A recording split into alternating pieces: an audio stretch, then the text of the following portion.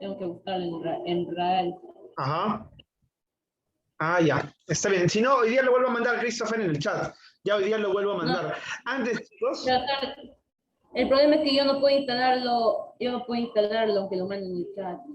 Solo puedo instalar si está en PowerPoint, Word o algo así. Ah, ya. Entiendo, Christopher. Ok, Jade, no hay problema. Antes, chicos, los libros del colegio, ¿no? O los libros que se entregaban principalmente en los colegios estatales eran libros preparados a veces por los intelectuales más reconocidos de la época, ¿no? Por ejemplo, yo a veces tengo muchos libros que guardo, colecciono, que son libros de los 80, libros de los 60, libros de los 70, donde no escribían, pues, no elaboraban el libro de repente una persona que recién está comenzando, ¿no? Sino intelectuales reconocidos de la época, los grandes intelectuales de la época, ¿no? Las autoridades, ¿no? De la ciencia, ¿no? De las ciencias sociales, y son libros muy elaborados, ¿no? Libros muy elaborados. Y justamente el hábito de la lectura era mucho mayor. Es que ahora también estamos en una generación que es más audiovisual, una generación que prefiere ver y prefiere oír antes que empezar a leer, ¿no? E incluso estamos ante una generación que muchas veces no gusta ya de escribir, ¿no? Y cuando escribir es la verdad, es muy entretenido muchas veces, es cuestión de encontrarle el gusto al escribir, ¿no? Al poder plasmar las ideas, ¿no? En un papel, ¿no? Con tu lápiz o lapicero, ¿no? Pero bueno, yo particularmente sí mantengo todavía esa costumbre del hábito de escribir. Pues el que ustedes me ven, en vez de apuntar en la computadora, siempre estoy apuntando en un cuaderno, etcétera, etcétera, etcétera. Porque el hecho de escribir, chicos, es bastante interesante. El escribir a mano, ¿no? El esforzarte incluso en el escribir correctamente, la caligrafía es bastante interesante. No, pero bueno, ya en algún momento hablaremos más detallado de eso. Pero qué bueno que hayan podido leer. Los que no han leído, por favor, lean. Ya les voy a estar dejando entonces otros cuentitos así entretenidos. En Historia Universal, de repente otros cuentos, de repente más de acción, otros cuentos más, ¿no? de la ciencia ficción, ya con el tema de la revolución tecnológica que hay, o cuentos que se hicieron en la dictadura, pues, de Hitler, de Mussolini, etcétera, etcétera, etcétera. Vamos a ir viendo qué podemos leer y qué no. Ya, chicos, excelente. Pero bueno, quería informarles también. Las reuniones van a ser, a ver, ¿dónde está mi libreta? A ver, las reuniones, chicos, para los grupos de trabajo van a ser los días miércoles, no martes, ya, corrección. Van a ser los días miércoles. Y la primera reunión, por lo tanto, va a ser el miércoles 7. Ya, primera reunión con ustedes va a ser el miércoles 7. Apuntamos, ¿ya? Primera reunión, talentos, historia, ¿ya? Primera reunión. ¿Todos los grupos o solo uno? Ah, ya. Ahora le explico, Paola, ¿ya? Primera reunión, talentos, historia, ¿ya?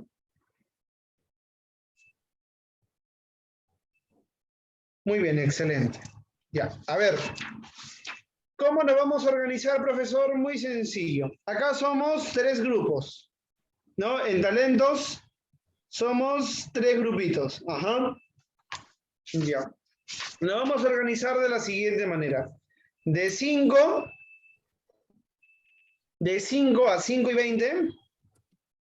De 5 a 5 y 20, ya grupo 1. Ya, grupo 1. Muy bien, de 5 a 5 y 20, grupo 1. De 5 y 20 a 5 y 40, grupo 2, ¿ya? Grupo 2. Y de 5 y 40 a 6 de la tarde, grupo 3. ¿Ok? Apunten, chicos, ¿ah? Después yo no voy a repetir, ¿ah? Apunten, ya, muy bien. Grupo 1, Samira, Esteban, Johan, María, Jimena y Gabriel, de 5 a 5 y 20. Grupo 2, Paolo, Eduardo, Christopher, Renzo, Eric, Matías, de 5 y 20 a 5 y 40. Grupo 3, Jade, Belén, Miguel, Matías, Karen y Valerie, de 5 y 40 a 6 de la tarde. Ya, el siguiente miércoles, nuestra primera reunión. Ahora, por ejemplo, al grupo 2 le toca a partir de las 5 y 20. No quiere decir que estés al tanto de esa hora, sino 5 y 15, 5 y 10 ya tienes que estar pendiente, ya tratando de ingresar a la sala. Ya todos, para avanzar rápido. Ya al grupo 3, 5:40 le toca, 5:35, 5:30 debe estar ya pendiente. Para la siguiente semana, tienen que haber avanzado, chicos, mínimamente una carátula de tu periódico, ¿no? Una carátula de tu periódico, ¿no? Diseñarlo en esas aplicaciones que hay. Ahora, tienes que avanzar ya recogiendo información de los temas. Ya todo eso me vas a ir presentando el siguiente miércoles. Una carátula, información del tema, de los temas que tú has escogido, algo ya elaborado. Tienes que presentar un avance. Si es que el día miércoles, de repente, el grupo X llega con las manos vacías, ya llega con las manos vacías, yo no voy a decirles, chicos, qué tienen que hacer, ¿ah? Y al toque yo estoy calificando por reuniones. Ya vamos a tener 4 reuniones y cada reunión va a valer 5 puntos. 5 puntos. Si a la primera reunión llegas con la mano vacía, ya sabes. En la primera reunión tienes 0 puntos. Si llegas a un 75%, 3 puntos. No, si llegas a un 50%, 3 puntos. 100%, 5 puntos. ¿Ya? Vamos avanzando con eso. Avanza tu... ¿Sí? ¿Te escucho?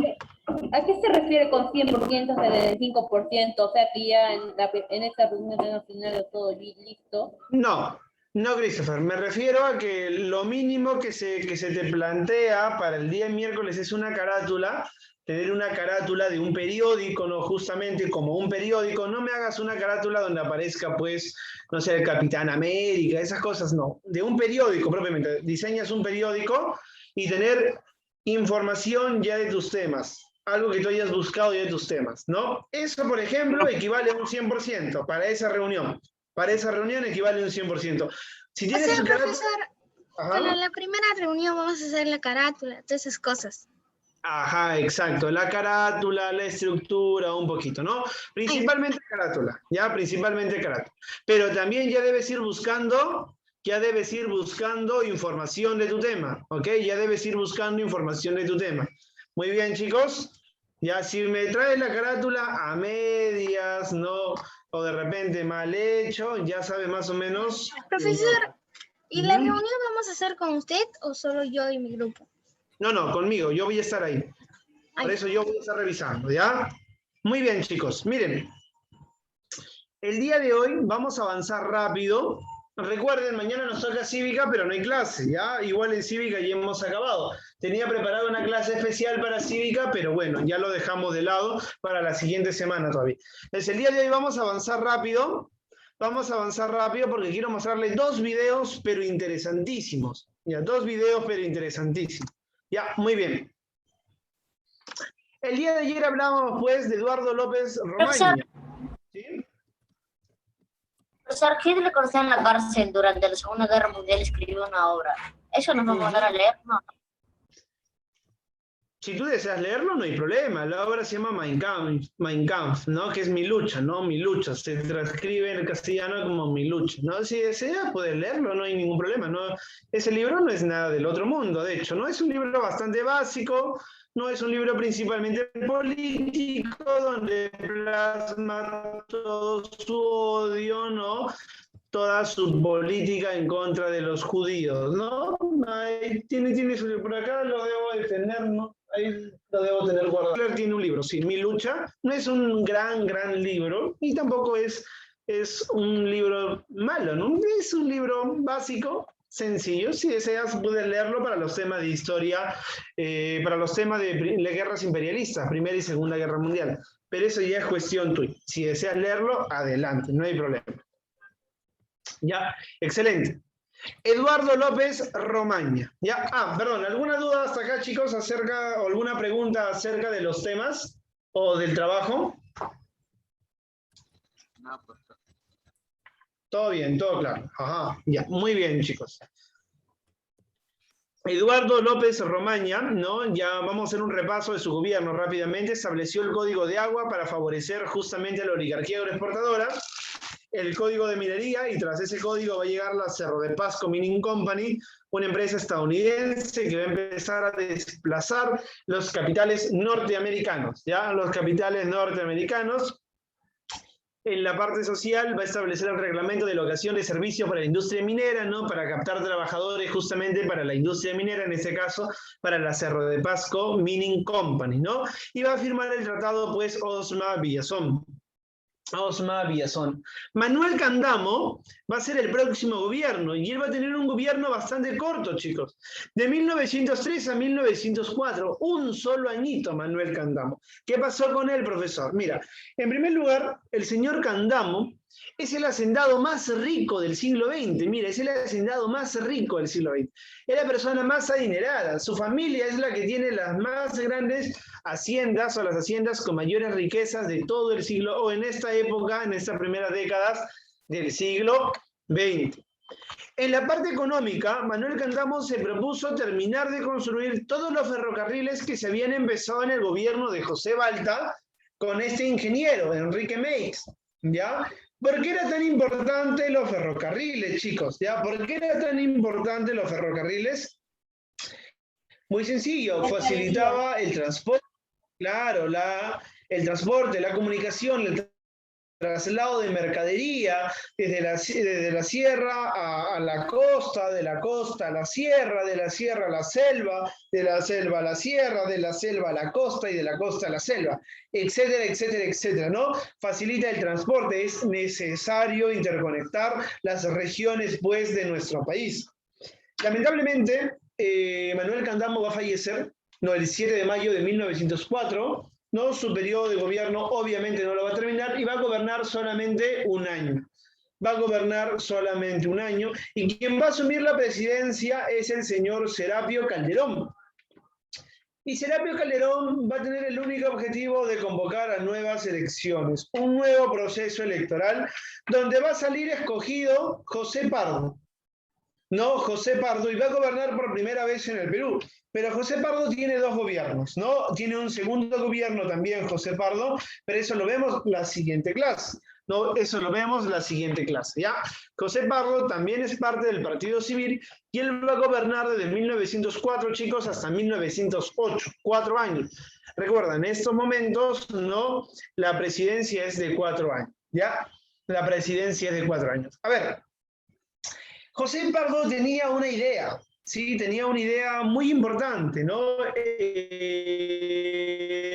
Tenía la idea de impulsar la industria en nuestro país.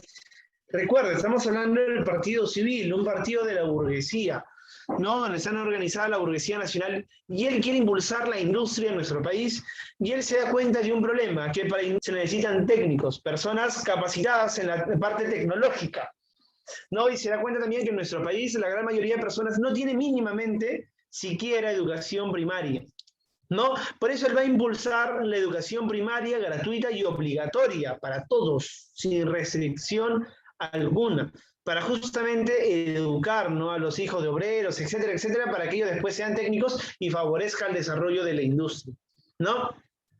En esta misma línea él va a establecer la Escuela Normal de Varones y va a reaperturar la Escuela de Artes y Oficios. Eso es muy importante, ¿no? Va a reaperturar la Escuela de Artes y Oficios y acá se van a formar justamente muchos oficiales de la industria, ¿no? Muchas, de repente, lo que hoy se podría llamar las carreras técnicas, ¿no? Bueno, José Pardo tenía esa idea, ¿no? De promover la educación para justamente promover, ¿no? La tecnificación de nuestro país y asimismo promover la industria, el desarrollo de nuestra industria. En la parte social, pues, impulsó un proyecto conocido como el Proyecto Manzanilla, ¿ya? Conocido como el Proyecto Manzanilla, que es básicamente, chicos, un proyecto bastante populista, ¿no? Bastante populista, ¿ya? No quiero detenerme mucho en estos temas porque, de hecho, tampoco hay mucho que hablar, entonces pasemos rápidamente, al siguiente tema de Historia Universal para que ustedes puedan ver 2 videitos que yo tengo preparado para ustedes, ¿no? He escogido 2 videos para ustedes. El tema de Historia Universal que vamos a ver, chicos, es la descolonización del mundo, ¿ya? Pero antes de pasar a ese tema, sobre historia del Perú, ¿hay alguna duda, alguna consulta, chicos? ¿Qué significa exactamente el Proyecto Manzanilla? Ah, importante tu pregunta, Christopher. Mira, había una, ¿cómo decirlo? A ver, un funcionario público, ¿ya? Que justamente su apellido era Manzanilla, por eso viene el nombre del proyecto, ¿no? El proyecto Manzanilla Nova ese funcionario público se llama José Matías Manzanilla y va a tener el objetivo de principalmente promover la educación, ¿no? Y darle recursos a la población, ¿no? Recursos básicos a la población. Es por eso que se le dice un proyecto populista, o un proyecto bastante populista, donde no buscaba en sí reconocer derechos a la población, tanto obrera como campesina, ¿no? Sino más bien buscaba, ¿no? Ganarse a ver, ¿cómo decirlo? La legitimización del gobierno a través de concesiones, de ciertos recursos, a través del reconocimiento de ciertas cosas, pero muy específicas, muy específicas. No estaba en su proyecto el reconocimiento de derechos como por ejemplo la ley de 8 horas laborales. Eso se va a conseguir después todavía, Christopher, no con el inicio de las luchas obreras. Eso ya en los posteriores gobiernos, después de Billinghurst y después de José Pardo. No, pero para mantener tranquila la población, ¿no? Para evitar muchas veces las protestas, se impulsaban medidas muchas veces populistas. Dentro de esas estaba el proyecto Manzanilla, ¿no? Que era básicamente una concesión de recursos, ¿no? Facilitar la vida a las personas, pero no reconociendo sus derechos, no dándole más bien, dándole en vez de que promover de que ellos produzcan o mejoren su nivel educativo, etcétera, etcétera, etcétera. Ya más o menos, en líneas generales, eso es lo que podríamos decir del proyecto Manzanilla. Christopher. ¿Alguna otra duda, chicos? Hay que mencionar también que José Matías Manzanilla fue rector de la Universidad Nacional Mayor de San Marcos, ¿no? Él va a ser un rector de la universidad, ¿no? Va a vivir todo este proceso de la reforma universitaria también, que lo vamos a ver más adelante. ¿Alguna duda, chicos? A ver. Ninguna, profesor. Ya, muy bien, muy bien. No hay duda, profesor. Ya, bien, Karen, excelente. Ya, bien, como no hay ninguna duda ni historia universal, nos vamos al siguiente tema, que es ya, chicos, de la descolonización. De repente es uno de los temas más polémicos de toda la historia universal. Bueno, contando también la Guerra Fría. La Guerra Fría también es otro tema muy polémico, pero la descolonización del mundo también es un tema bastante especial y complejo de hablarlo. A ver, en líneas generales, ¿qué es la descolonización del mundo? Es lo siguiente. Es el proceso de lucha de las colonias en contra de los países capitalistas imperialistas. ¿Te acuerdas que hablamos del imperialismo? ¿Qué era el imperialismo? ¿Te acuerdas? Lo de que los países están industrializando la máxima representación del capitalismo. Ajá, claro, los países... Ajá, te escucho. Buscaban, o sea, lugares para colonizar con sus fábricas y eso, para sacar mucho más dinero. Justamente, buscaban los países industriales recursos para justamente seguir promoviendo la industria y mercados, para dónde vender todos estos productos que ellos están elaborando. Muy bien. Con este avance de la industria va a surgir el imperialismo y algunos van a denominarlo como una tercera fase del capitalismo. Pero ¿cuál es el problema? Que para el desarrollo del capitalismo en el mundo hubieron mucho costo social. Por eso cuando analizamos la sociedad, chicos, no podemos analizar todo económicamente. No podemos analizar la sociedad solamente desde el plano económico, porque el hombre no es un ser económico. El hombre es un ser social, el hombre es un ser cultural, el hombre es un ser con valores, ¿no? Con un código moral, un código ético. El hombre es un ser complejo, completo. No somos hombres económicos, simplemente. No trabajamos solamente para conseguir, no vivimos, perdón, solamente para conseguir dinero, ¿no? Hay a veces, muchas veces, otros objetivos de vida, ¿no? Que son justamente la parte humana, ¿no? Esta parte humana que muchas veces es desplazada y negada por el hecho de primar todo y solo lo económico, ¿no? Entonces, esto es un gran problema, ¿no? Este es un gran problema, a veces basarnos solamente en la parte económica termina promoviendo este proceso de deshumanización que cada vez estamos viviendo de manera más constante, ¿no? Este proceso de pérdida de valores, este proceso, ¿no? de faltas grandes que se cometen y se normaliza, ¿no? La normalización de la discriminación, del racismo. Bueno, hay muchas cosas que se deberían hablar, pero bueno, cuando hablemos, chicos, de la sociedad y cuando hablemos de la historia, no podemos separar la economía con lo político, con lo cultural, con lo social. No, no se puede, es imposible. Lamentablemente muchos han pensado que se puede estudiar así la vida, que se puede estudiar así la historia de la humanidad, pero no, no es posible, no es posible. Bueno, los países imperialistas, ¿no? A costa de su beneficio van a colonizar especialmente el África y especialmente Asia. No, América no, porque América ya se había independizado pues de España, entonces la dependencia en América es más bien económica, ¿no? Los países imperialistas como Inglaterra, Francia, van a endeudar a los países subdesarrollados como el Perú y los van a controlar también económicamente en los años, si no hemos visto, por ejemplo, la guerra con Chile. Muy bien. Los países imperialistas, entonces, a costa de su propio beneficio, van a esclavizar, ¿no? en África a la población aborigen de ahí, a la población negra, ¿no? Van a convertirlos en siervos a los indios, no a las personas de la India, justamente, etcétera, etcétera, etcétera. Ya. Todo esto va a generar toda una ola de protestas, ya, toda una ola de protestas, pero graves, ya, donde las colonias van a luchar por su independencia, por su liberación nacional en contra de estos grandes imperialistas. ¿Cuándo va a ocurrir esto, profesor? Después de la segunda posguerra, es decir, después de la Segunda Guerra Mundial, en toda la segunda mitad del siglo XX, ¿no? Quiero que veas acá con bastante atención esta imagen, la voy a agrandar, ¿no? Para que te des cuenta más o menos, ¿no? Cómo eran las formas de explotación, ¿no? Que había, ¿no? Para que te des cuenta más o menos la forma de explotación de estas épocas, de estos momentos, ¿ya? Mira, acá vemos, por ejemplo, chicos, a ver, voy a subrayarlo o voy a... A ver, ¿quiénes serían ellos, chicos? ¿Quiénes serían ellos? Los africanos, los negros. Africanos, esclavos. Los negros, esclavos. A ver. Algo. No, mira, ¿Feudalistas? No. No, Personas que cuidan para que no se vayan los esclavos y se escapen.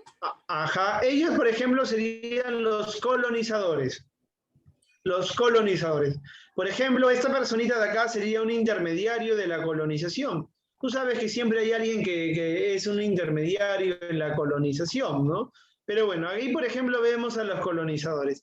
Y estas personas de acá, mira, atadas por el cuello, mira qué barbaridad, mira, atados por el cuello, sus manos. ¿Quiénes serían?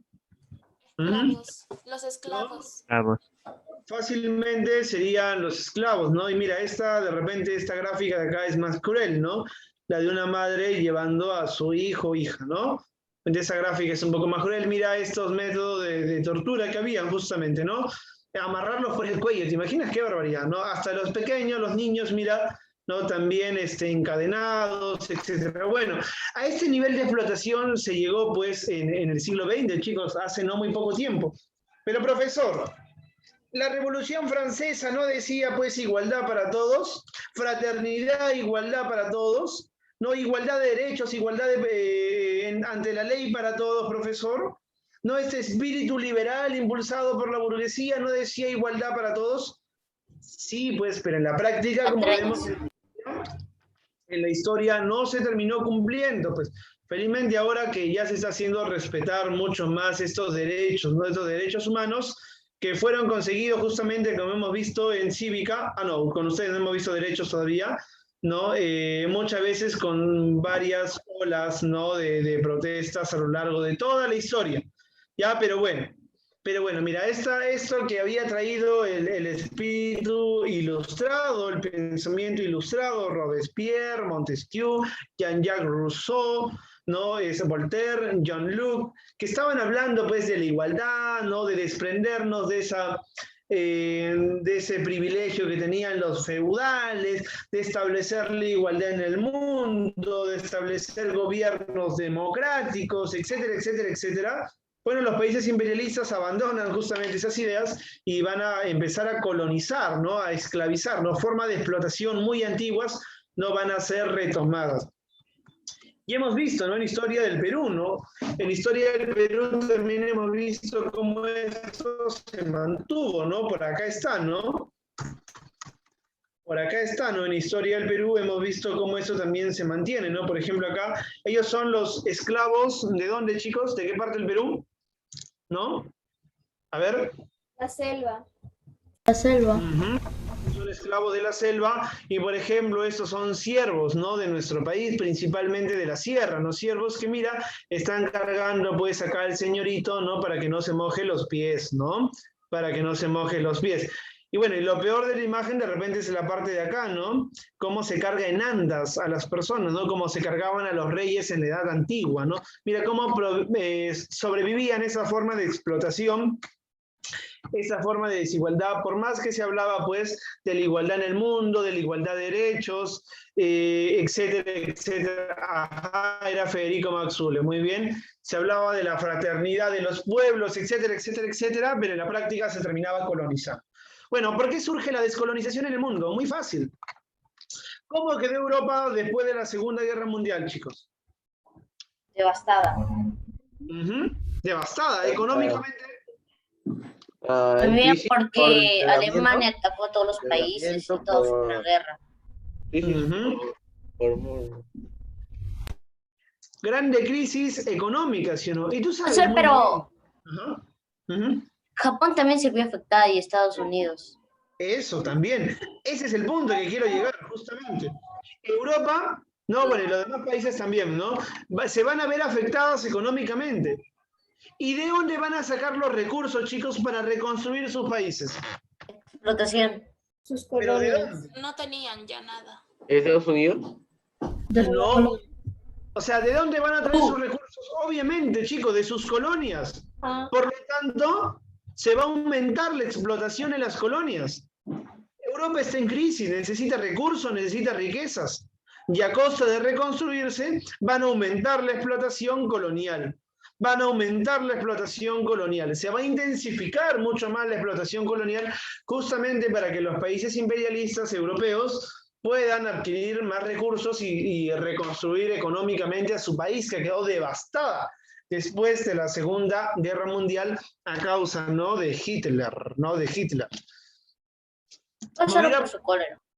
Me hubiera gustado poder hablar de la Segunda Guerra Mundial con ustedes. De repente, uno de estos días, si es que ustedes desean, podemos planificar una clase extra adicional para hablar de la Primera y Segunda Guerra Mundial. Porque sobre Hitler hay mucho que hablar, ¿no?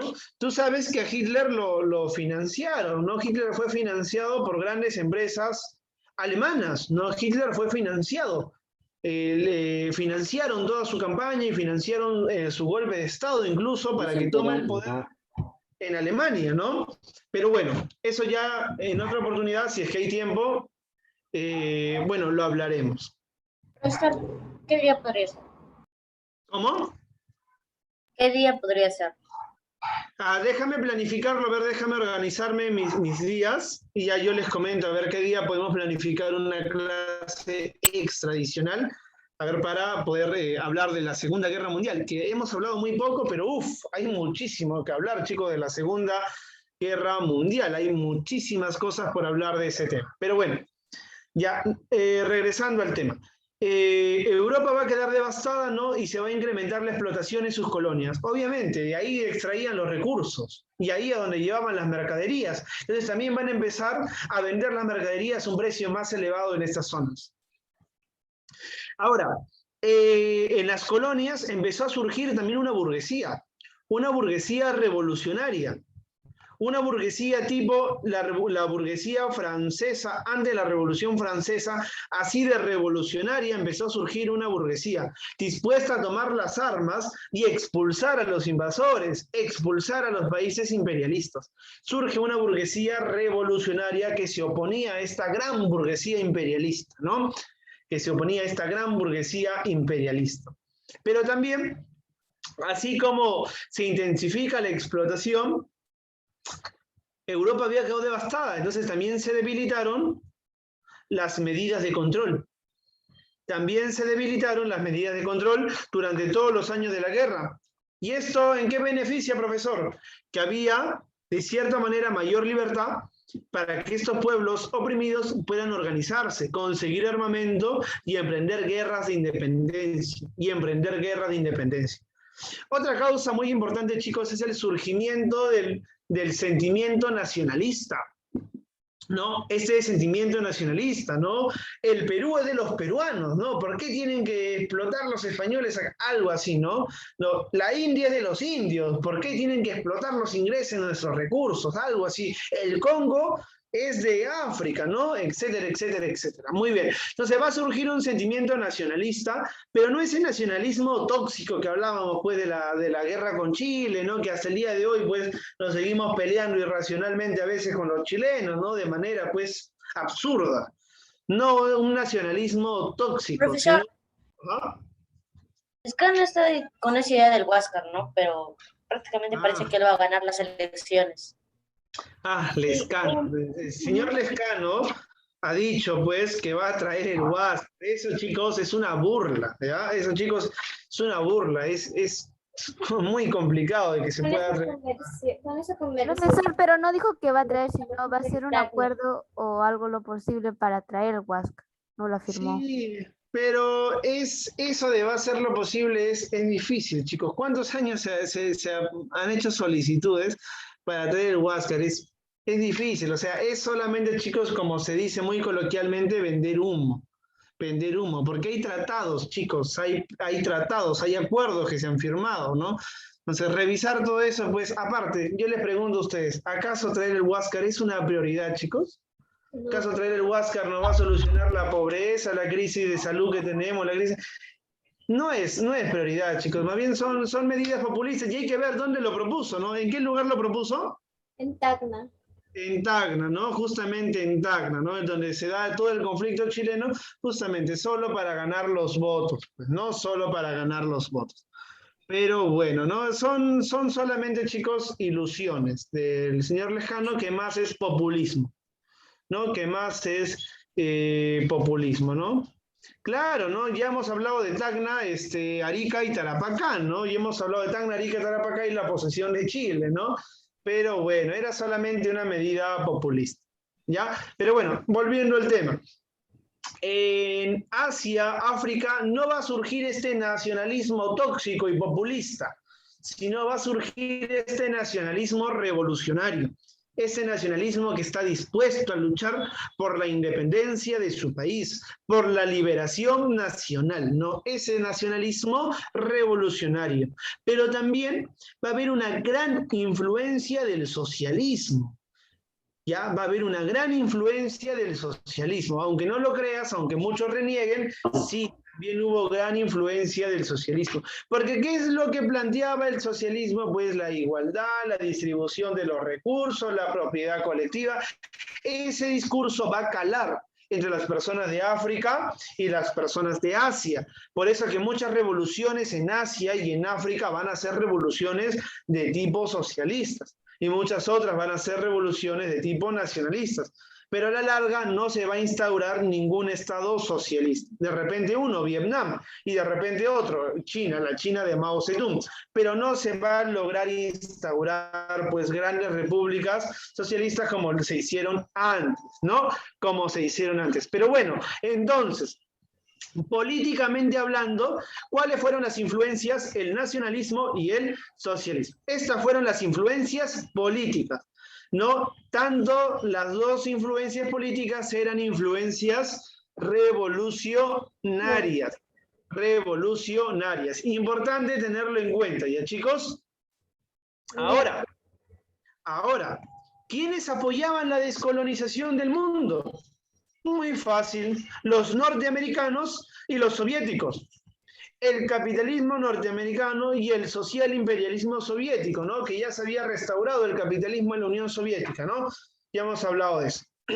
¿Por qué apoyaban?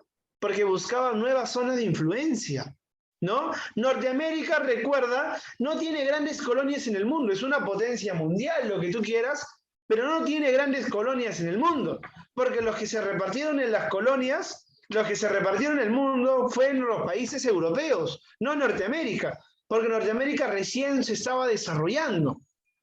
Entonces Norteamérica también buscaba zonas de influencia y el social imperialismo soviético también. Este país, ¿no?, que ahora pues es un país imperialista, también está buscando nuevas zonas de influencia.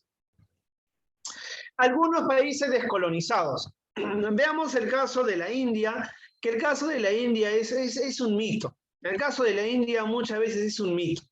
¿Ya? Ustedes cuando vean la descolonización del mundo, le voy a dar para que ustedes lean, y busquen, investiguen un poquito más y vean por qué es un mito en sí. La India no se descoloniza pues por la voluntad, ¿no?, pacífica, sino porque los ingleses ya no tenían nada que hacer en ese país. Bueno, la India fue una colonia inglesa, la principal colonia abastecedora de algodón, ¿no? Y el algodón para la industria textil. Para la industria textil inglesa, ¿no? Que Inglaterra tenía una enorme industria textil. De hecho, Inglaterra impulsó en primer lugar la industria textil, ¿no? El primer país donde se da también la revolución industrial. Bueno, el proceso de independencia se conoce que va a ser por vía pacífica, en sí no va a haber un proceso de lucha armada, su máximo líder va a ser Gandhi, pero lo cierto es que también Inglaterra ya no tenía grandes intereses en la India, ya estaba muy debilitada, ya no podía mantener una colonia, así que ellos también van a decidir retirarse a la larga. ¿Ya? Después, cuando la India ya es independiente, se va a dar, chicos, un gran proceso de industrialización y desarrollo económico.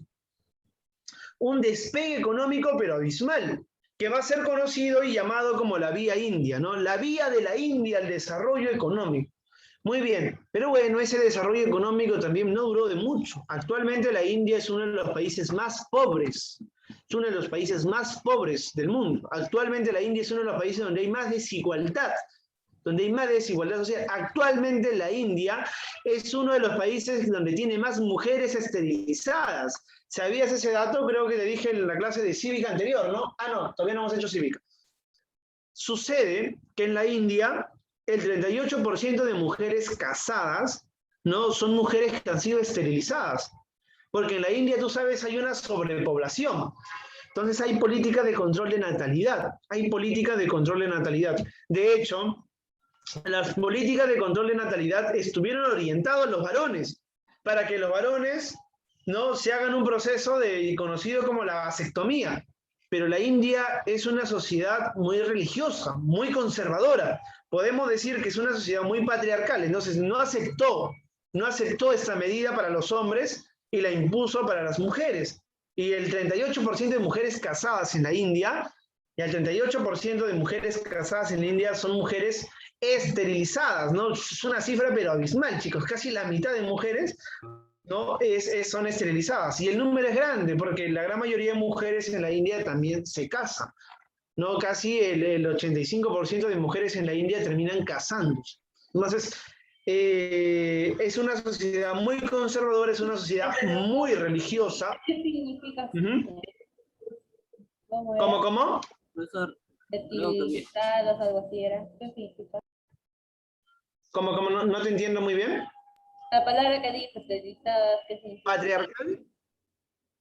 Dice sobre ¿Qué esterilizadas. es esterilizarse? Ajá, Ya. Esterilizar, chicos, significa, en el caso de la India, cortar, en este caso a las mujeres, sus trompas de falopio, ¿no? Y eso imposibilita... Para que no tengan hijos. Para que no tengan más hijos. Como eran muy religiosos, dicen que nazca un bebé era como una bendición, cosa que no pueden ni abortar o Eso, esa es una muy buena explicación. La religión... Por eso hay tanta población. Claro, entonces, como no se podía establecer estas otras medidas que habían, se buscó política de control de natalidad. Y como te digo, la primera política de control de natalidad fue apuntada a los varones, la vasectomía, pero después no se aceptó la vasectomía, hubo ola de protestas de los varones y se aplicó para las mujeres, las esterilizaciones. para que no puedan tener más hijos. Control de natalidad, ya, control de natalidad. Y así en otros países pues te pagan por tener hijos, ¿no? ¿Sí, te escucho? También dicen que hay hombres que compran a mujeres, dicen que compran a niños así y se casan con niñitos de 5 años. O no sé. Gabriel, tienes toda la razón, Gabriel. La India es uno de los países donde hay más alta tasa de prostitución. Y chicos, ¿a ustedes no se les ocurra pensar que la prostitución es un trabajo? ¿Ah? He estado viendo que últimamente se concibe mucho la prostitución como un trabajo. Lo que dice Gabriel es muy cierto. No solamente hay muchas compras de mujeres, también hay mucho secuestro de niñas. ¿No? Hay mucho tráfico humano en la India. La India es un país que tiene problemas sociales realmente muy graves, que el Perú tampoco se escapa. El oriente peruano también sufre de esos problemas, chicos, aunque no lo crean, ¿no? El oriente peruano, la selva peruana, también tiene alta tasa de secuestro de niñas y de prostitución, ¿no? De trata de mujeres. Pero bueno, tienes toda la razón, Gabriel. No, gracias por comentar esos datos, está muy importante. Bueno, vayamos ya al otro país para no atrasarnos, Vietnam. Vietnam es un caso especial porque Vietnam se va a enfrentar contra 3 países, un país recontra pobre, chicos, se va a enfrentar contra 3 potencias mundiales y déjame decirte que a las 3 potencias mundiales le ganó y va a ser el primer país, Vietnam, que va a derrotar a Estados Unidos. Y no solo lo va a derrotar, sino que de cierta manera también los va a humillar. Vietnam siendo un país recontra pobre. ¿Contra quién se va a enfrentar? Francia, que era el país colonizador. Tenía el control económico, político y social. Japón. Japón quería invadir Vietnam. Y Norteamérica no quería que se instaure un Estado socialista, ¿no? Y para que Norteamérica, Estados Unidos, impida que se instaure un Estado socialista, entró a la guerra y los invadió. ¿Te imaginas Estados Unidos peleándose con un país chiquitito, con un país donde ni siquiera hay tecnología, donde hay una enorme pobreza? No es como que pues un gigante se pelee con un niño pequeñísimo, ¿no? Con un recién nacido, ¿no? Fue considerado un abuso y varios cantantes internacionales de rock se pronunciaron en esta época. Yo en su plataforma le voy a dejar unas canciones, ¿no? Que se pronunciaron en contra de la invasión norteamericana en Vietnam, ¿no? Porque era realmente un abuso, pues Norteamérica tenía armas nucleares. Cantantes por hacer eso. También persiguieron a muchos cantantes, es cierto. En este periodo, chicos, en Estados Unidos mismo hay muchas zonas de protestas en contra del gobierno norteamericano por invadir, ¿no? De manera tan cruel a Vietnam. Pero bueno, Vietnam va a resistir y el máximo líder de Vietnam va a ser Ho Chi Minh.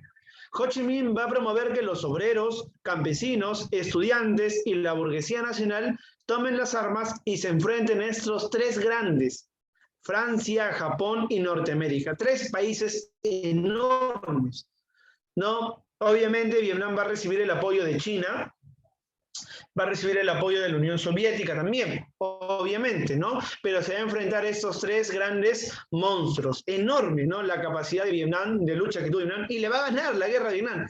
Y cuando le gana la guerra de Vietnam, chicos, fue un hito histórico, porque Norteamérica nunca había perdido una guerra de esa manera, jamás. Con un ejército tan preparado y con tanta tecnología militar, contra unas guerrillas, ni siquiera grandes ejércitos, sino con unas guerrillas, ¿no? Pero bueno. Indonesia fue una colonia holandesa, chicos, que generó grandes ingresos a través de la agricultura, ¿no? A través de la agricultura. Las influencias, ¿no? En Indonesia va a ser el Islam. El sentimiento de tener una religión propia impulsó el sentimiento nacionalista, pero también va a ser un impulso grande el socialismo, con un sentimiento de lucha, igualdad, de derechos ante la ley y de una distribución equitativa de los recursos. En 1920, mira desde qué épocas viene la lucha, ¿ah? Se funda el Partido Comunista de Indonesia y en 1942 se va a fundar el Partido Nacionalista. Su máximo líder va a ser un nacionalista surcano y en 1945 se va a declarar la independencia de Indonesia. Bueno, en este tema no quiero hablar mucho, hay mucho más que hablar, pero no quiero hablar. Quiero mostrarle 2 videos. Un video de la India de cómo se encontraba la India, ¿no? Bajo la colonización inglesa, y otro video de cómo se gestó la guerra en Vietnam. Ya, acá les muestro un video, chicos. Ya, acá les muestro un video. Son videos cortitos. Espero que el día de hoy mi internet no me falle, porque estos días me he estado fallando mi internet paradójicamente. Ya. Muy bien. ¿Hasta acá alguna duda, chicos? ¿Alguna consulta? ¿Todo bien? No. Ya, muy bien, chicos, muy bien. A ver, vayamos Profesor, a... sí tengo una duda. Dime, a ver, ¿te escucho? ¿Cuál fue la estrategia de Vietnam para ganar a Estados Unidos? Ajá. Esa es una muy buena pregunta. Siempre preguntarnos sobre la estrategia es muy importante. La estrategia de Vietnam fue la guerra de guerrillas, es decir, pequeños grupos armados que atacaban al ejército norteamericano y que después se escondían rápidamente por el territorio vietnamita. Los vietnamitas conocían pues su territorio al revés y al derecho. Vietnam es una zona no plana, sino de cerros, de montañas, de grandes campos. Entonces, atacaban pequeños grupos al ejército norteamericano, francés y japonés, y después se escondían rápidamente y otro grupo volvía a atacar y se volvían a esconder. Era una técnica, era una guerra más estratégica que una guerra cuerpo a cuerpo, porque una guerra cuerpo a cuerpo los vietnamitas obviamente tenían la de perder. Fue la misma estrategia que usó Cáceres en la guerra contra Chile. Eso, una estrategia muy parecida, la guerra de guerrillas, ¿no? Una estrategia muy parecida, la guerra de guerrillas. Muy bien, Jimena. ¿Ya? ¿Alguna otra duda antes de compartir el video, chicos? Por mi parte, no. Ya, excelente entonces. Vemos. 3, 2, 1, ya.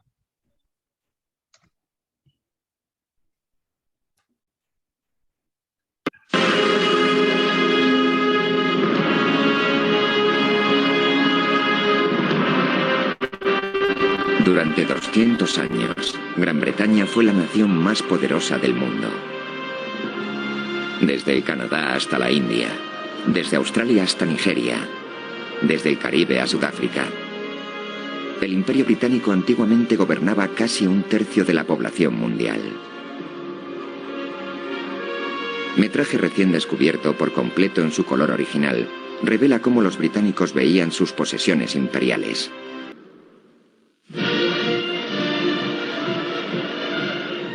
Diciembre de 1911. Jorge V es nombrado emperador. Por vez primera, se graba en color un evento imperial fuera de Gran Bretaña. Los británicos han estado en la India durante más de 200 años. El corresponsal especial para el Times, Stanley Reed, presencia el esplendor imperial. 20.000 hombres armados con una espectacular formación de cañones. Después, las tropas del servicio imperial. El Maharajá de Bikaner ha tomado el mando personalmente de su cuerpo de camellos escarlata y blanco. Entonces, el gran evento del día. El galope en línea. Corren como el viento, ni un hombre desmontado ni un casco caído.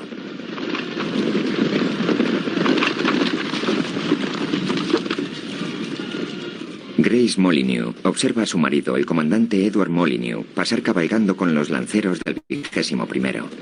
Teníamos unos asientos estupendos. Era sin duda el mejor espectáculo que jamás hubiera visto. Todo se realizó con gran dignidad.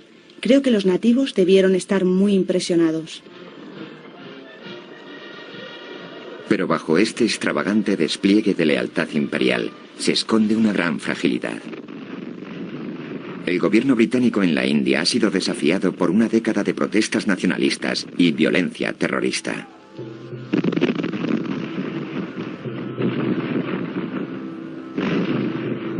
Ni siquiera he de decir que el gobierno de la India en ningún momento ha pensado que la evolución de este país pudiera ser un gobierno colonial propio. La mera idea es ridícula y absurda. Un año después, un revolucionario bengalí intenta asesinar a Lord Hardinge. Sobrevive, pero es otra advertencia de que el poder británico sobre la India se está disipando.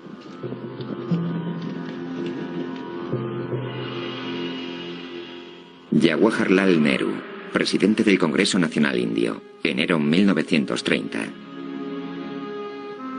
El gobierno británico en la India no solo ha despojado a la gente india de su libertad, sino que también se ha basado en la explotación de las masas y ha arruinado a la India.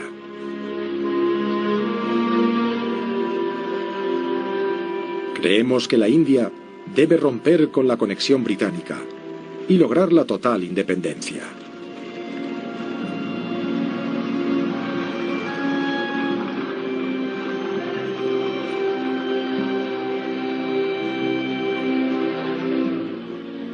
El nacionalismo indio ha crecido en fuerza y ambición. En una serie de reformas, Gran Bretaña hace concesiones para un gobierno hindú propio. Pero los imperialistas fanáticos están horrorizados ante la idea de perder el Raj. Vizconde Rothermere. El gobierno británico en la India es irreemplazable. Se ha obtenido a base de vidas británicas y construido con capital británico. Si no hubiéramos ido a la India, seguiría estando en un estado de anarquía medio bárbara. Nuestro deber allí no es debatir con los agitadores, sino gobernar.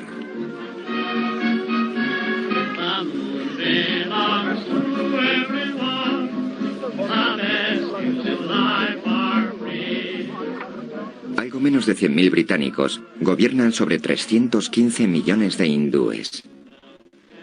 Marjorie Usher es la institutriz de los niños de un coronel del ejército en Chakrata. Entretener en este país es muy sencillo. Solo tienes que decirle a tus sirvientes cuántos van a venir y ellos se encargan de todo. Tenemos 9 sirvientes, incluyendo el ayah, el encargado quien hace de camarero para el coronel Sterling, el khidmutgar que sirve la mesa y cuida de la plata y el dhobi o lavandero que limpia la ropa muy bien.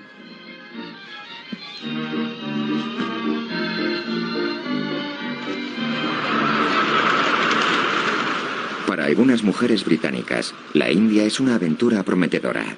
Esposa de militar Florence Riddle. La manera en la que la mayoría de las mujeres en la India pasan el día es demasiado aburrido para mí. Nunca me han puesto nerviosa los nativos, porque hay algo en nuestra sangre blanca que nos da la sensación de superioridad sobre la sangre negra. He aprendido que cuando uno pasa al lado de un extraño bulto de harapos sucios, no es un lunático peligroso, sino un hindú sagrado. La suciedad extrema parece que acompaña a la santidad extrema.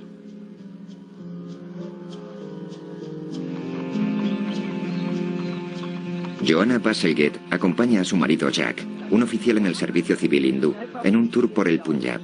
Ella escribe una nota en su diario. Ya, muy bien chicos. Lo importante de este video es ver cómo pensaban los ingleses, ¿no? Y hay una parte importante que dicen, Eran ¿no? racistas. Ah, mira, hay una parte importante que dicen, ¿no? Que me dejó a mí pensando esa vez, la primera vez que lo vi, creo que fue hace 2 años atrás. Ellos decían, la importancia de Inglaterra en la India no es justamente llevarlos a la civilización, porque si no iban a estar en un estado de barbarie, en un estado de desorden, de anarquía, ¿no? Y eso que nos quería decir también de que había una superioridad, ¿no? Del blanco sobre el indio, ¿no? Del blanco sobre estas personas de Asia, de África, etcétera, donde ellos se creían los responsables, ¿no? De educar a esas personas de Asia, de África, y a través de esa manera terminaban justificando la explotación, la colonización, etcétera, etcétera, etcétera. Lo que decía la esposa de un coronel también, hay algo en mi sangre blanca que me hace sentir superior a lo de sangre negra, ¿no? Un racismo bastante marcado, un racismo bastante fuerte, chicos. ¿Qué les pareció el video? Ahora sí les escucho. Demasiado racista. Muy racista. Muy racista. Muy racista. De parte de los ingleses. Sin libertad para los indios. Pero ahora odio a los británicos. No. Tampoco caigamos en eso, ¿ah? Tampoco caigamos en eso de odiar a los británicos. Porque Claro, claro. Eso Tiene... serían las épocas Serían los antiguas. británicos conquistadores. Claro, pero yo quiero hacer una diferencia. ¿Sabes cuál es la diferencia que quiero hacer? Que los que colonizaban la India no eran los trabajadores británicos, no eran los trabajadores ingleses. Ellos no fueron a colonizar a la India. No, sino justamente los que tenían esos afanes expansionistas, ¿no? Esos afanes expansionistas. Y algo también que quiero destacar es algo, que por más que a veces tengamos la desigualdad ante nuestros ojos, chicos, no lo queremos ver, a veces nos cegamos ante la desigualdad y pensamos que eso es natural. Naturalizamos a veces la desigualdad, como se naturalizaba el racismo. Mi sangre blanca es superior a la sangre negra, ¿no? Se naturalizaba el racismo y así también se termina naturalizando otra forma de desigualdades muy graves. ¿Ya? Qué bueno que hayas podido ver el video, ¿no? Eso nos hace reconocer un poquito más y generar lo que siempre hemos hablado, conciencia histórica, ¿ya? Ahora veamos el video de Vietnam. Ojalá nos alcance el tiempo, chicos. Veamos el video de Vietnam. Ya, perdón, a ver. ¿Cómo es esto? ¿No? Ustedes tienen razón, para la época era muy normal el racismo. Pero ahora también, chicos, ¿ah? Si no, veamos lo que pasó hace unos meses atrás en Estados Unidos, ¿no? Con la muerte de esta persona, George Floyd, no sé si recordarás. Ah, Si- sí, lo mató un policía, creo. Pero no es No, lo no único. fue. Hace unos días atrás, la policía Unos 21 millones. mató a una mujer no embarazada hondureña, ¿no? También un caso muy, muy terrible, muy sensible que sonó, ¿no? Justamente por estos casos de discriminación, de racismo, que todavía sobrevive a muy gran escala, chicos, ¿ah? Todavía sobrevive a muy gran escala. Entonces siempre hay que estar alerta. Veamos este video, ¿ya? Vietnam. Este video de Vietnam es importante, ¿sabes por qué? Porque las imágenes son inéditas, ¿ah? Son imágenes originales. Por eso escogí este video. Son así imágenes reales.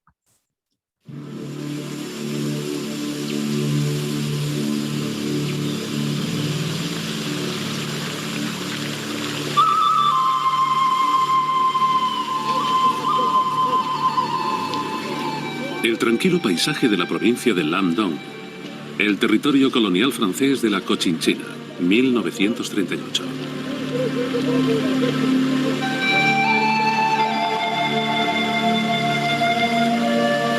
Cochinchina formaba parte del Imperio francés en Oriente, una colonia que llamaban Indochina.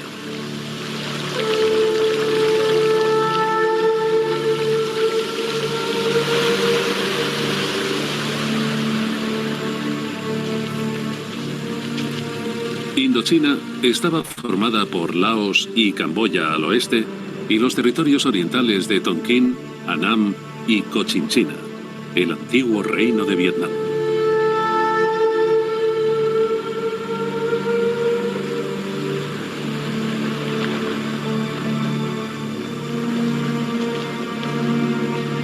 Ferozmente independientes, tras resistir con éxito invasiones de China durante siglos, los pueblos nativos habían estado viviendo bajo gobierno francés durante más de 50 años.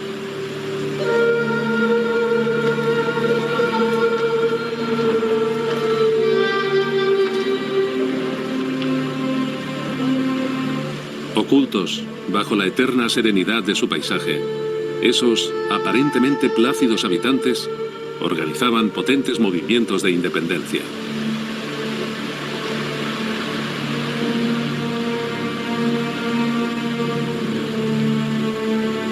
Seguirían casi 40 años de lucha desesperada y terribles sufrimientos.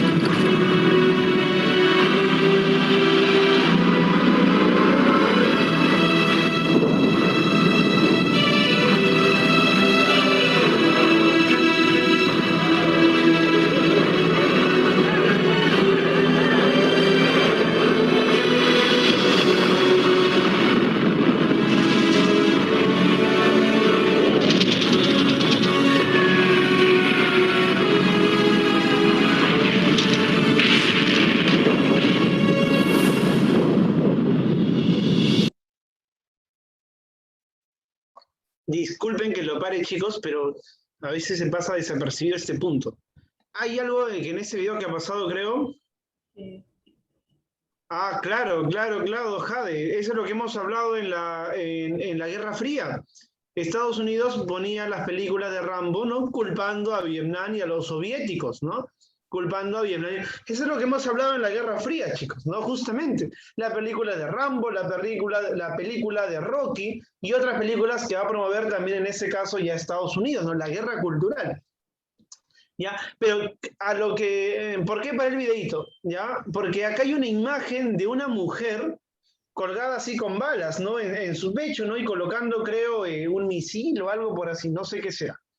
Esto, ¿sabes por qué es importante? A veces no le mostramos atención, porque en este caso la mujer vietnamita va a cumplir un papel activo en la guerra. Va a ser estratega, va a ser militar, va a ser coronel, va a ser general, va a ser sargento, va a poder ocupar todos los cargos.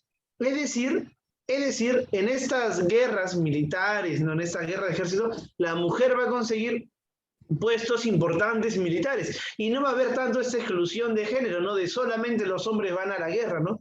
Sino las mujeres también iban a la guerra, pero iban y ocupaban puestos altos, elevados. Cualquier apoyo es importante. Era porque había escasa gente. Claro. Muy importante este aspecto. Seguimos viendo, ¿ya?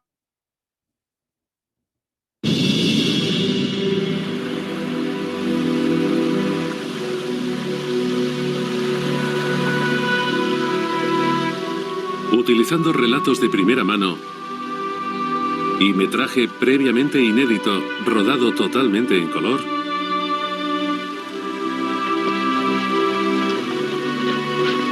esta es su historia.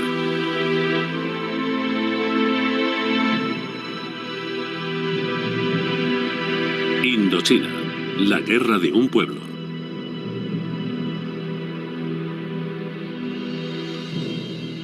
Episodio 1.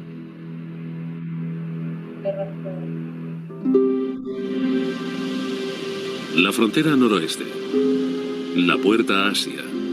1937. Peshawar, el último bastión del Imperio Británico en la India.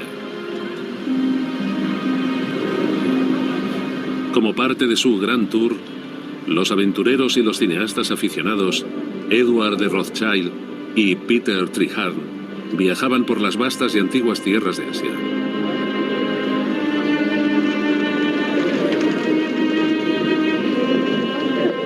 Grabaron estas imágenes únicas hace más de 70 años en películas de 16 milímetros.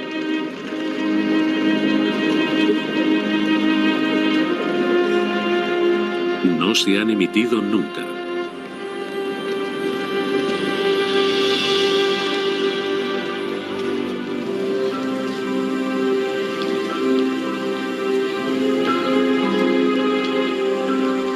En los años 30, con la excepción del reino de Siam, actualmente Tailandia, los millones de habitantes del sur y el sudeste asiático, con su miríada de culturas y su rico patrimonio, estaban gobernados por las potencias occidentales.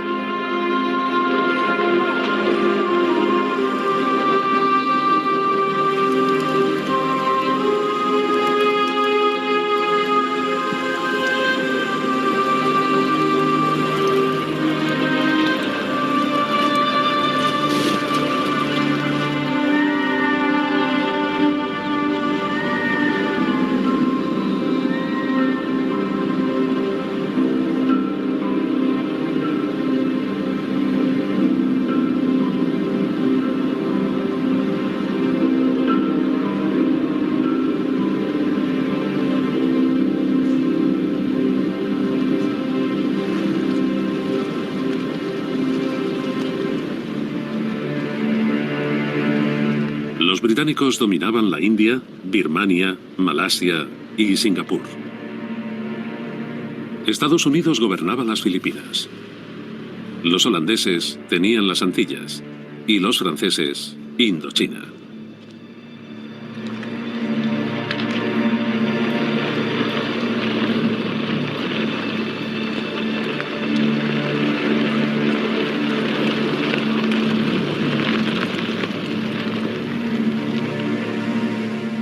Ricas en recursos naturales, estas verdes tierras eran implacablemente explotadas para abastecer a los acomodados consumidores de Europa y América del Norte.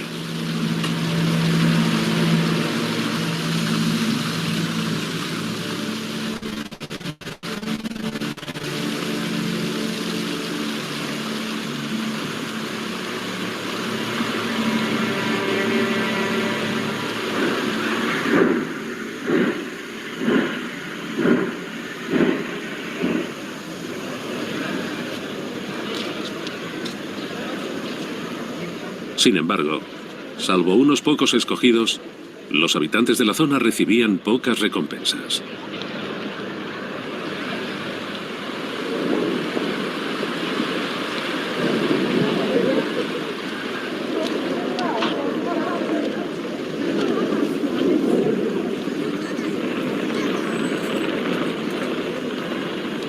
Saigón, 11 de noviembre de 1938. El 20º aniversario del Día del Armisticio. Las fuerzas coloniales francesas desfilaban para honrar a los muertos de la Gran Guerra.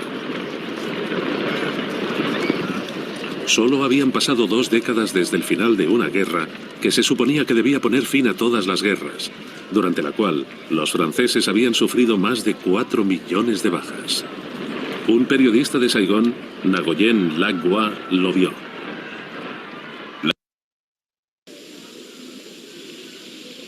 Se había construido para mantener controlados a los locales, una tribu a la que los franceses llamaban los salvajes Moi.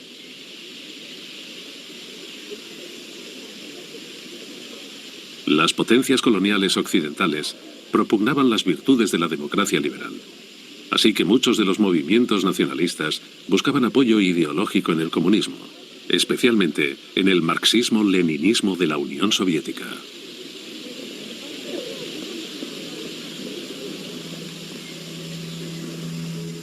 El líder del Partido Comunista de Indochina era un exiliado vietnamita de 48 años. Se llamaba Ho Chi Minh. El documentalista soviético Roman Karmen les filmó a él y a sus partidarios en 1954. En un discurso durante la fundación del Partido Comunista de Indochina, Ho Chi Minh dijo: Pronto estallará la Segunda Guerra Mundial. Cuando eso ocurra, los imperialistas franceses conducirán a nuestro pueblo a un matadero aún más horrible. Sin embargo, su bárbara opresión y su implacable explotación han despertado a nuestros compatriotas. Por todas partes, las masas se alzan para oponerse a los imperialistas franceses.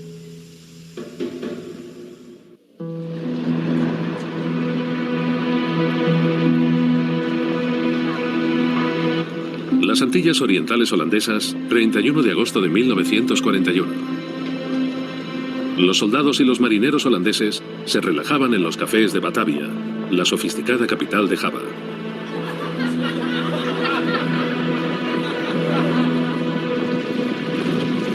Pero no todo era lo que parecía.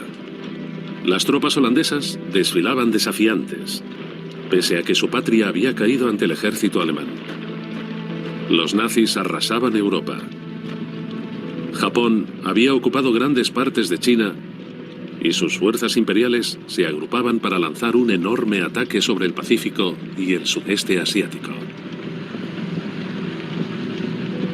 El mundo nunca volvería a ser el mismo.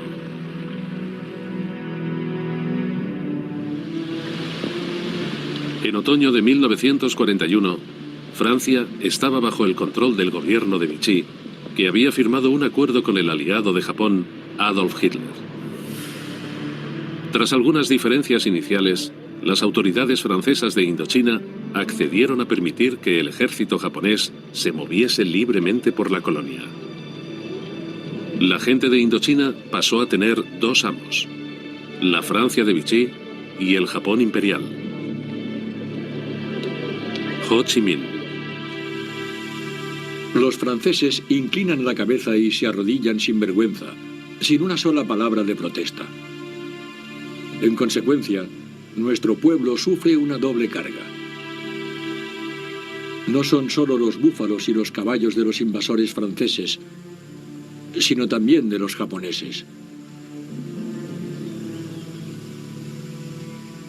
¿Qué pecado ha cometido nuestro pueblo para merecer este castigo? Mientras las autoridades francesas pro-Vichy administraban Indochina bajo la atenta mirada del ejército japonés, Ho Chi Minh y un pequeño grupo de compañeros revolucionarios montaban un campamento en una remota región junto a la frontera vietnamita con China.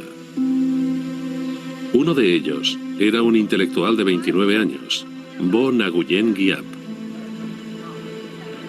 Cuando estábamos en Cuelin, el tío Ho se acercó y comentó con nosotros los preparativos para la tarea que nos esperaba al regresar a nuestro país. Dijo, en la situación actual, la seguridad nacional es lo más importante. Debemos organizar un gran frente nacional. Podríamos llamarlo la Liga por la Independencia Vietnamita. Pero es un nombre muy largo. Podemos acortarlo y dejarlo en Viet Minh. La gente lo recordará. Durante su exilio, Ho Chi Minh tomó una decisión profética sobre el papel de Giap. El tío Ho habló de organizar un ejército de liberación nacional. Se volvió hacia mí y me dijo, «Eso deberías hacerlo tú. ¿Podrás?» Le contesté, «Sí, lo haré». Entonces me dijo, «Todavía somos débiles y el enemigo es fuerte, pero no debemos dejar que nos aniquile».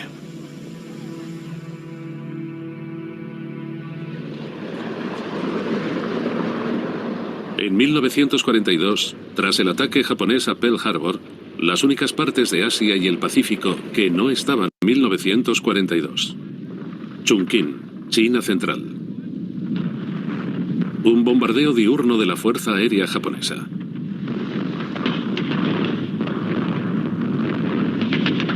Siete días de bombardeos habían arrasado la ciudad.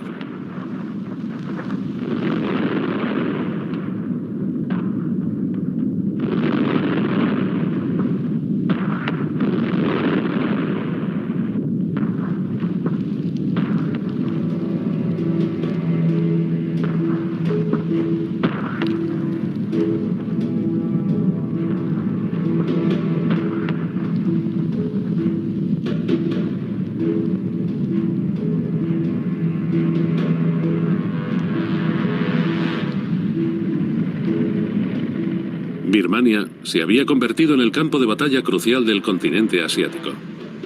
Si los aliados podían recuperar las líneas de suministro entre la India y la China nacionalista, los japoneses tendrían que desviar las tropas y el material lejos de la guerra del Pacífico.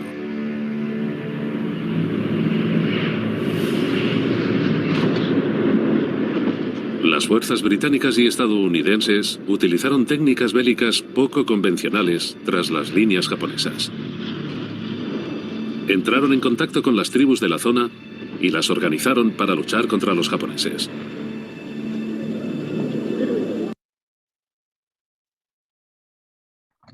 Ya chicos, hasta ahí nomás el video porque es un poquito largo. He tratado de poner algunas partecitas, adelantar las partes más especiales, ver cómo Ho Chi Minh gesta primero un frente de liberación, un frente que va a ser llamado Viet Minh, y después un ejército, el ELN, ¿no? Ejército de Liberación Nacional, ¿no?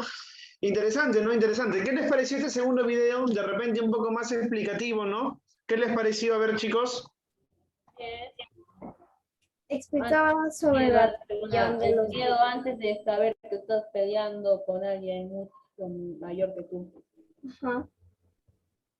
Interesante, ¿no? Interesante el video, ¿no? A veces, chicos, algunos historiadores nos dicen que, bueno, hablar de historia muchas veces significa hablar de violencia en el tiempo, ¿no? De hablar de la violencia en el tiempo. Y es que, chicos, encontramos innumerables guerras, invasiones, colonizaciones, guerras de liberación. Encontramos varias cosas, ¿no? Interesante los videos. Si es que quieren verlo todo, me avisan, yo les dejo el link de ese video, ¿ya? Recuerden no ver cualquier video, chicos, en YouTube, en Facebook, en las redes sociales, porque a veces hay de todo y y no todo es tan bueno. ¿Ya? Ya, muy bien. A ver, ¿cómo hacemos? Nos vamos a la página 183, chicos. Ya, te paso el link, que sea, no te preocupes. Nos vamos a la página 183, por favor. Página 183, nos quedan 10 Profesor, minutitos. ¿qué tema? Porque 183 es el tema ya, República Aristocrática 3. Ya, ese es el... A ver, ¿estás seguro? A ver. Sí, es que usted te está adelantado como 3 páginas, creo. Sí. Dime, por favor, ¿cuál es la página de la práctica domiciliaria de República Aristocrática 2? 179. Esa. Página 179. ¿Ya? La domiciliaria vamos a resolver porque es para marcar, para avanzar rápido, chicos. ¿Ya? ¿Ya? Muy bien. Pregunta número 1. Antes de ser presidente, fue catedrático de Derecho Constitucional en la Universidad del Cusco y vocal de la Corte Superior. Asume el poder tras la muerte de Manuel Candamo. ¿Cómo se llamó ese personaje? A ver, ¿quién lo reemplazó a Candamo ante su muerte y convocó elecciones? José Pardo. Ya, José Pardo y es el próximo gobierno, ¿ah? Quien reemplaza a Candamo es Serapio Calderón. ¿Ya? La C de corazón, chicos, la C de corazón, Serapio Calderón. 2. ¿Cuál fue el objetivo del proyecto Manzanilla presentado durante el gobierno de José Pardo? A ver, reformas laborales para los obreros, incrementar la producción, eliminar sindicatos, incentivar la inversión, prohibir las 8 horas de trabajo. Es un proyecto populista, quiere ganarse a la gente, obviamente va a emplear reformas laborales para los obreros. 2, la A de avioncito, ya, reformas laborales. 3. ¿Cuál es la característica política más destacada del gobierno de López de Romaña? Eduardo López de Romaña. ¿Cuál es su característica? A ver.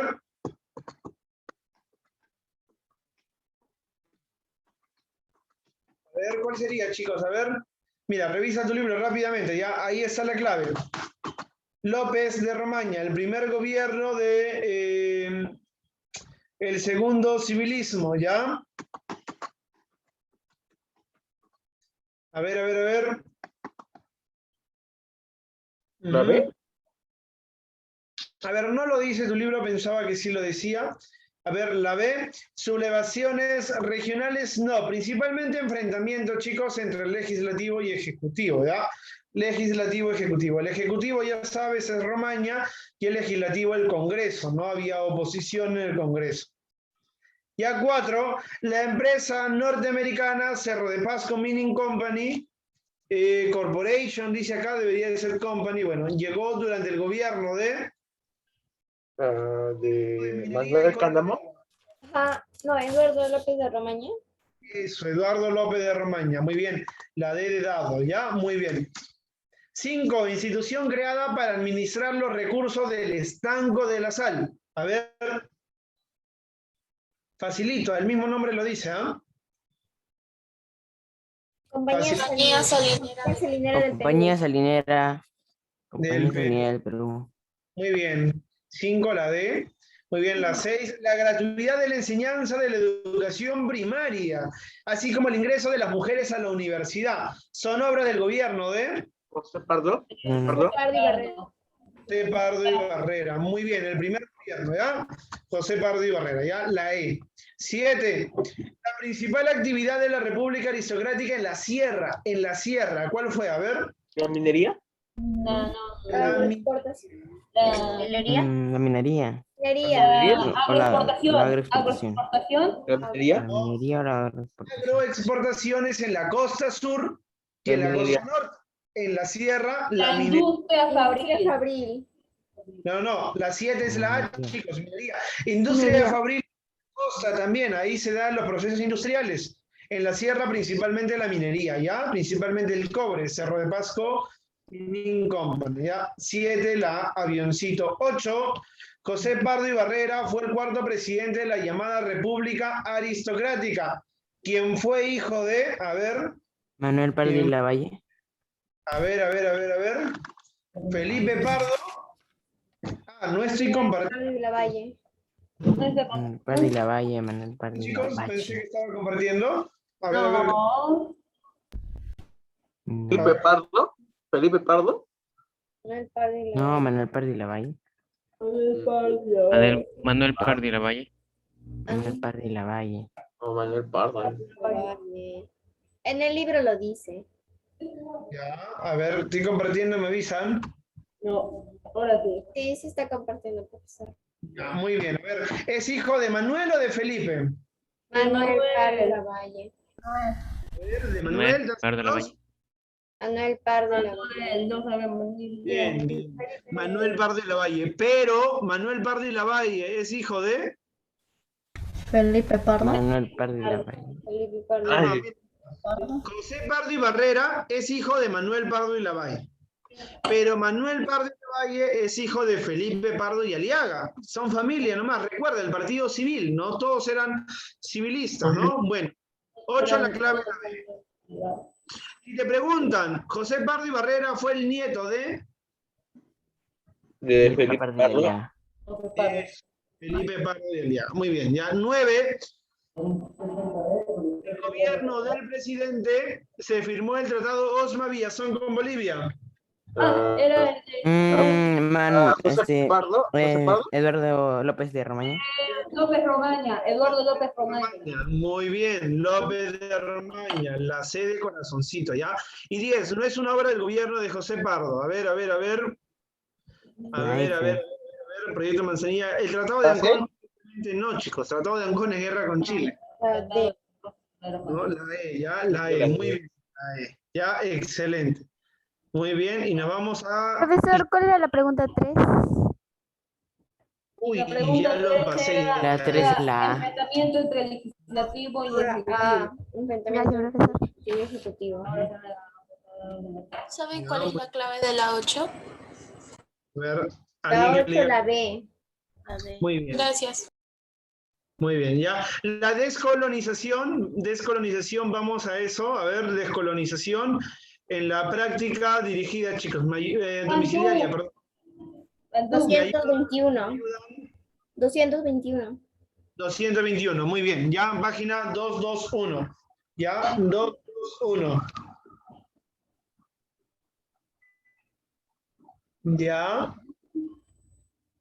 Ya, muy bien. Hasta donde lleguemos nomás, ya chicos, ya, porque no me va a alcanzar el tiempo y hoy necesito terminar temprano, ¿ya? Después ya nos ponemos al día como siempre. Pregunta número 1. La primera fase del proceso de descolonización termina en la conferencia de... ¿Versalles? Versalles, París, Yakarta, Bandung, ¿no? No, va a ser Bandung, chicos, con... la conferencia de Bandung con el movimiento de los países no alineados, ¿ya? Con el movimiento de los países no alineados. ¿No de Versalles? No va a ser ese tratado de Versalles, no. Es la A, ya, muy bien. Ya. Un minuto, chicos, por favor.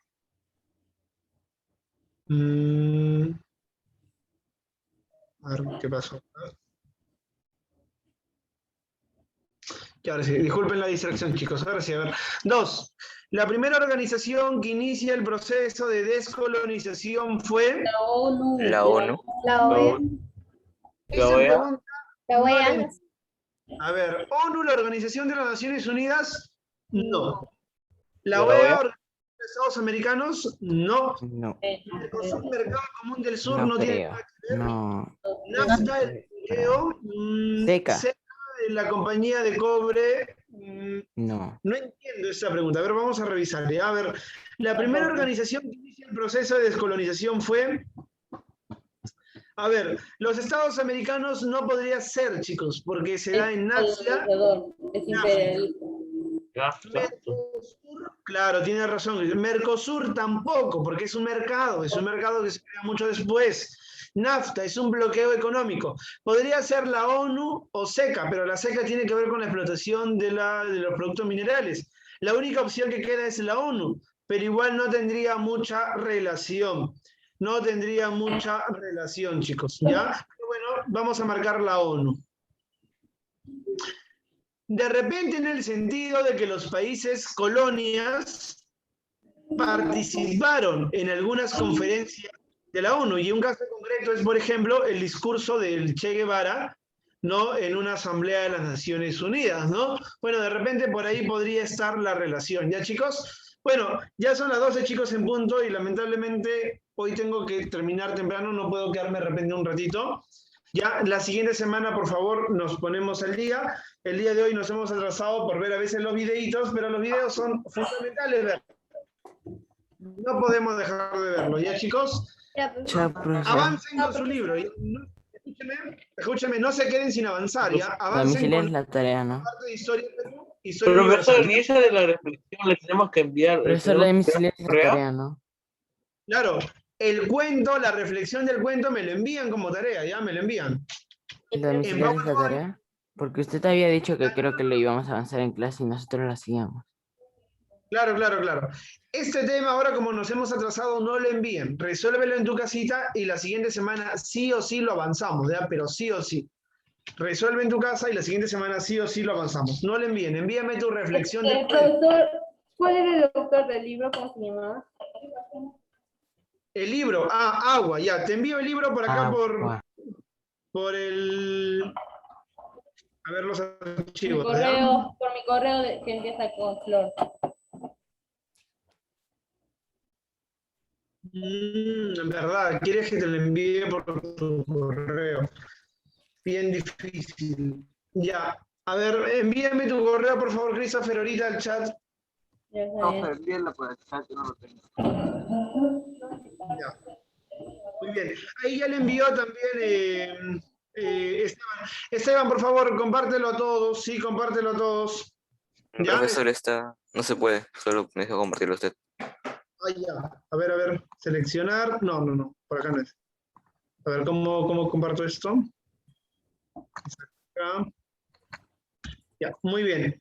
A ver, los que no pueden descargarlo, ahí tienen link, en ese link ingresen y ahí también está el cuento, para que lo descarguen o lo lean de frente en la web, nada más. ¿Ya, chicos? Ok. Gracias. Nos vemos, chicos, en la siguiente clase. Cuídense bastante, ¿ya? Chau, chau. Chao, profesor. Chau, chicos. Que vaya bien. Chau. Buen fin de semana, chicos. Chao. Chao, profesor. Chao, profesor. Profesor.